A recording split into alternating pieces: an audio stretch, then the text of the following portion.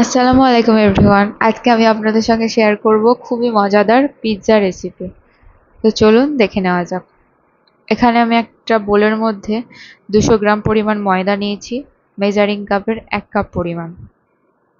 এরপর এখানে আমি ব্যবহার করব 150 গ্রাম পরিমাণ টক দই।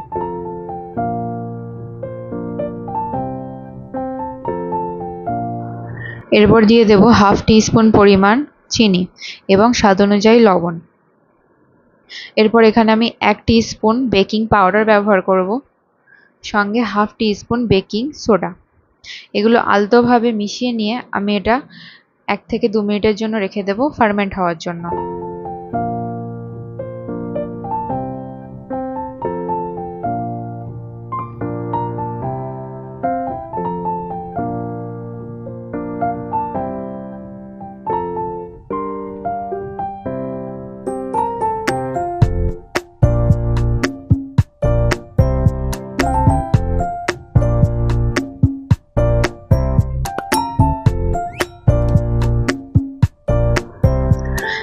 দু তিন মিনিট পর আপনারা দেখতেই পাচ্ছেন কি সুন্দর ফার্মেন্ট হয়ে গেছে।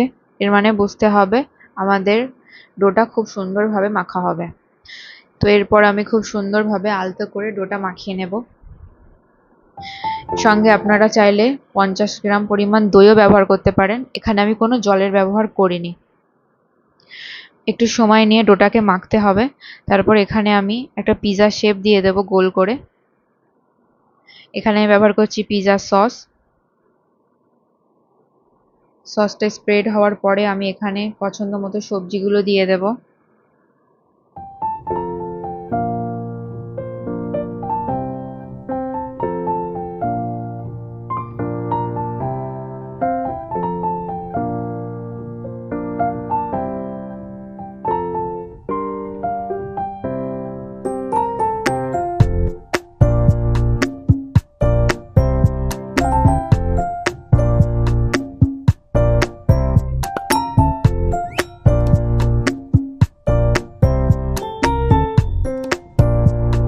এখানে আমি চিজের ব্যবহার করছি।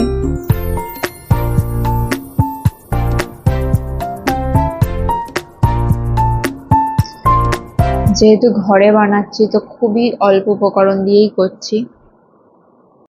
এরপর আমি এখানে ইউজ করব ক্যাপসিকাম এবং পেঁয়াজ। এগুলো আমি কিউব কিউব করে কেটে নিয়েছি।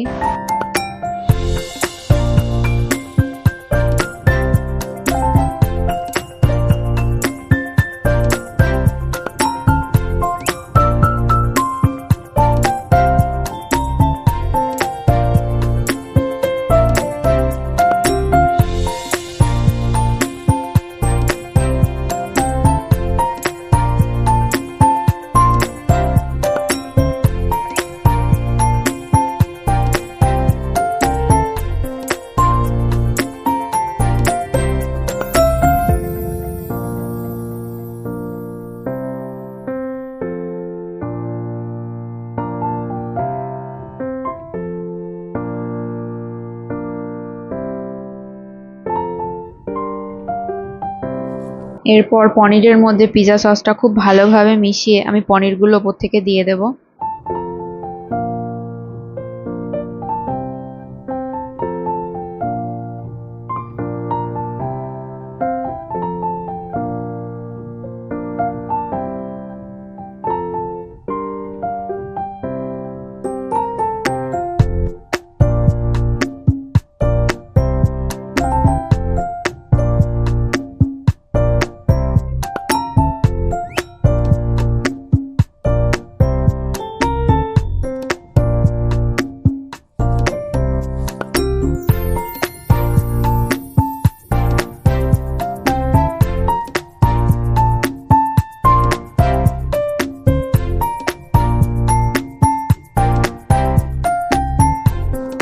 এরপর আমি ওপর থেকে মজরেলা চিজ ছড়িয়ে দেব। আপনারা আপনাদের পছন্দ মতো চিজ দিতে পারেন। আমি এখানে মজরেলা চিজের ব্যবহার করেছি।